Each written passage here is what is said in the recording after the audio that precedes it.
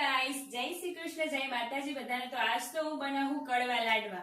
પેલી વખતે કડવા લાડવા બનાવ્યા હતા ને ત્યાં લોટ બધો મિક્સ કર્યો હતો ને એ વધ્યો તો હે ને હું અત્યારે ફેરથી કડવા લાડવા બનાવું।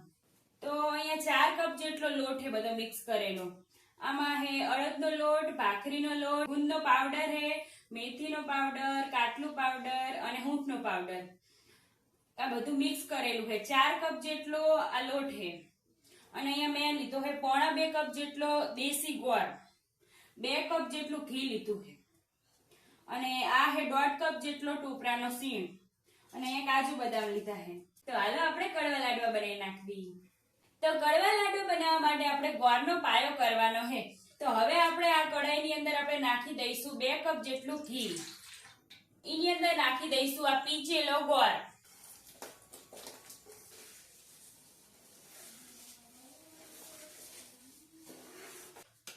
તો અહીંયા હે ને આપણે ગોળનો પાયો બહુ નહીં આવવા દેવાનો, ગોળનો પુડલો થાય ને એટલો જ પાયો આવવા દેવાનો છે। તો અહીંયા જો આપણો ગોળનો પુડલો આવી ગયો છે અને ઈ ફૂલાવા લાગ્યો। હવે એની અંદર આપણે લોટ નાખી દઈશું, ટોપરાનો સીડ નાખી દઈશું અને કાજુ બદામ નાખી દઈશું।